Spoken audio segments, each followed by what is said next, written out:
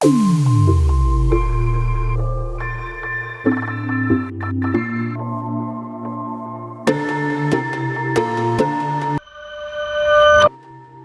की वीडियो में जानेंगे ब्लॉकचेन क्या होती है और ये किस तरह से काम करती है, ये इतनी ज़्यादा सिक्योर क्यों है और ये कहाँ यूज़ की जाती है। Hello friends, welcome to my channel सीखो हमारे साथ। आप सुनते होंगे कि अंडर द टेबल करप्शन होता है और ब्लैक मनी के ट्रांजैक्शंस भी होते हैं और इन ट्रांजैक्शंस का रिकॉर्ड भी कहीं ना कहीं किसी डेटाबेस में स्टोर होता होगा।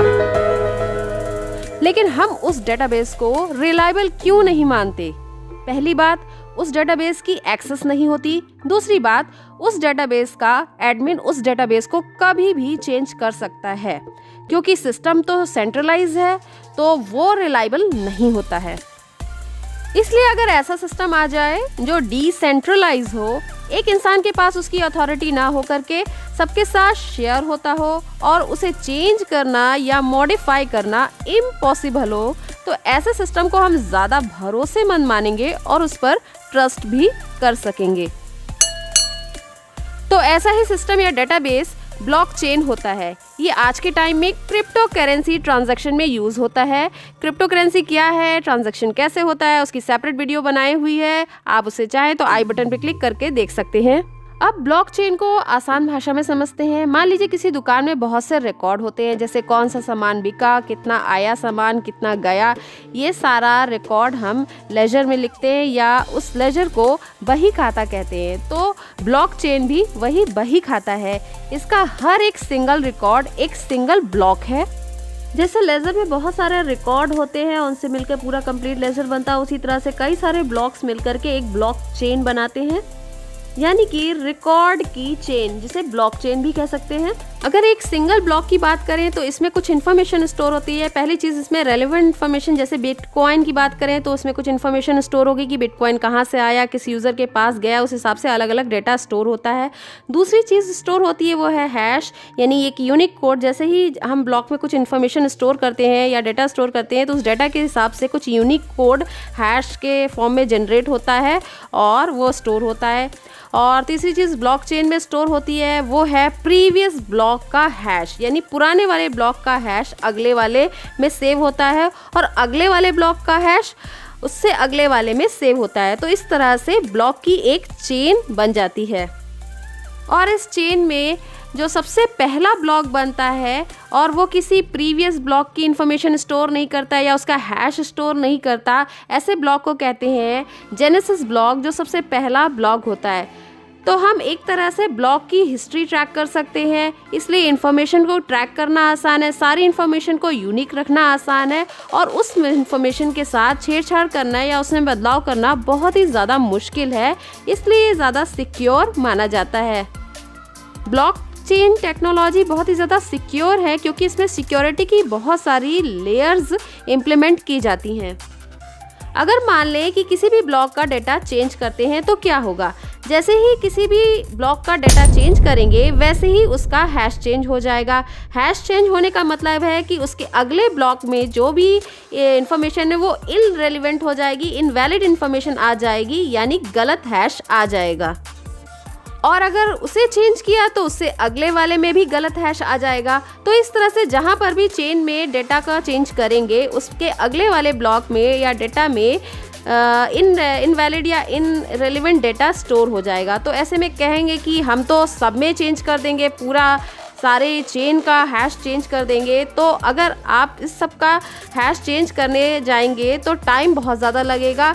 एक बिटकॉइन का हैश चेंज करने में 10 मिनट लग जाते हैं। तो अगर 1 करोड़ ब्लॉक्स है तो आप सोचिए कि कितने साल लगेंगे उस डेटा को चेंज करने में। करीबन 200 साल तो लग ही जाएंगे। तीसरी लेयर सिक्योरिटी की है, जिसमें नेटवर्क के अंदर जितने भी लोग हैं उन सब के पास पूरी ब्लॉकचेन की एक कॉपी होती है। मतलब आप एक कॉपी में चेंज करना चाहें तो नहीं कर सकते हैं। आपको अगर अपने ब्लॉक में चेंज करना चाहते हैं तो आपको अपना डेटा शेयर करना होगा और सबसे वोटिंग कराई जाएगी कि क्या आप ब्लॉक में जो चेंज कर रहे हैं वो सही है या नहीं। अगर मेजॉरिटी ऑफ वोट आपके फेवर में आता है तो चेंजेस होंगे।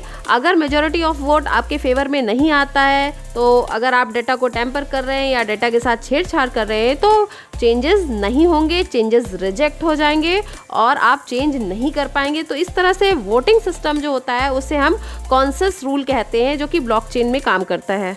तो इसका मतलब हुआ कि अगर आपको नए डेटा या नए चेंजेस ऐड करने हैं ब्लॉकचेन में, तो पहले तो आप 10 मिनट लगा करके चेंजेस करिए हर एक ब्लॉक में, फिर उसे नेटवर्क में शेयर करिए और जब मेजॉरिटी ऑफ वोट आपके फेवर में आएगा, यानी वो बोलेंगे कि हाँ जी आप चेंज कर सकते हैं, तभी आप ब्लॉक में चेंजेस कर पाएंगे। तो अगर मान लीजिए किसी को ब्लॉकचेन को हैक करना है तो सबसे पहले उसे बहुत सारा टाइम लगा करके हैश चेंज करना होगा, फिर मेजॉरिटी ऑफ वोट लेना होगा, 50% नेटवर्क में जितने भी है उसे वोट लेना होगा, फिर मेजॉरिटी ऑफ वोट मिलने के बाद वो चेंज करके ब्लॉकचेन को हैक कर पाएगा, जो कि लगभग नामुमकिन है। इसीलिए ये टेक्नोलॉजी इतनी ज़्यादा सिक्योर है और ट्रस्ट कर सकते हैं लोग इस पर। अगर ब्लॉकचेन के यूज़ की बात करें कि ये टेक्नोलॉजी कहाँ कहाँ यूज़ होती है, तो इसकी कई जगह यूजेस होते हैं। इसमें सबसे ज़्यादा बूमिंग डोमेन है क्रिप्टो करेंसी। इसका सबसे ज़्यादा यूज़ क्रिप्टो करेंसी ट्रांजैक्शंस में किया जाता है। इसके अलावा कुछ रियल एस्टेट के डोमेन में भी इसका यूज़ हो रहा है, जहाँ पर नोटरी का काम आजकल ब्लॉकचेन की हेल्प से हो रहा है। जो भी रियल एस्टेट में बाइंग और सेलिंग के रिकॉर्ड्स होते हैं वो ब्लॉकचेन में स्टोर होते हैं और इसकी मदद से किसी भी पर्टिकुलर प्रॉपर्टी की हिस्ट्री ट्रैक कर सकते हैं। इसके अलावा इसका यूज़ हॉस्पिटल मैनेजमेंट सिस्टम में भी किया जा रहा है, जहाँ पर पेशेंट के रिकॉर्ड ब्लॉकचेन में स्टोर होते हैं और डॉक्टर पेशेंट के रिकॉर्ड को एक्सेस कर सकता है और पेशेंट का रिकॉर्ड भी सिक्योर रहता है। आजकल ब्लॉकचेन का यूज प्रोजेक्ट में या स्टार्टअप बिजनेस में भी किया जा रहा है। इसके अलावा ब्लॉकचेन का यूज वेब 3.0 में भी होगा, जिसमें सोशल मीडिया साइट्स पे भी जो यूजर्स का डाटा रहता है उसकी भी सेफ्टी, सिक्योरिटी और प्राइवेसी का पूरा ध्यान रखा जाएगा। अगर आप अपने किसी एप्लीकेशन पे ब्लॉकचेन का इम्प्लीमेंटेशन करना चाहते हैं तो आइए जानते हैं इसका इम्प्लीमेंटेशन आप कैसे कर सकते हैं। ब्लॉकचेन इम्प्लीमेंट करने के लिए आपको एटलीस्ट प्रोग्रामिंग की बेसिक नॉलेज ज़रूर होनी चाहिए। इसके अलावा मार्केट में कई ऐसी ब्लॉकचेन्स एग्जिस्ट करती हैं जिसका हम यूज़ कर सकते हैं और प्रोग्रामिंग की हेल्प से उसमें ब्लॉकचेन में स्मार्ट कॉन्ट्रैक्ट बना सकते हैं। स्मार्ट कॉन्ट्रैक्ट के लिए आपको जावास्क्रिप्ट आनी चाहिए और जावास्क्रिप्ट की हेल्प से स्मार्ट कॉन्ट्रैक्ट एक डिजिटल कॉन्ट्रैक्ट की तरह होता है और उसे सिंपली आप जावास्क्रिप्ट में डिज़ाइन कर सकते हैं। तो उसको बना करके आप अपनी ब्लॉकचेन में इम्प्लीमेंट करके अपनी ब्लॉकचेन क्रिएट कर सकते हैं। नेक्स्ट वीडियो में आपको मैं डिटेल में बताऊंगी कि किस तरह से ब्लॉकचेन को इम्प्लीमेंट किया जा सकता है और किन किन चीज़ों की ज़रूरत होगी और क्या क्या स्टेप्स होते हैं ब्लॉकचेन को इम्प्लीमेंट करने के लिए। तो उम्मीद है आपको ये वीडियो पसंद आया होगा, तो इसे लाइक ज़रूर कर दीजिए और चैनल को सब्सक्राइब नहीं किया है तो ज़रूर सब्सक्राइब कर दीजिए और जानकारी पसंद आई है तो दूसरों से भी शेयर करिए।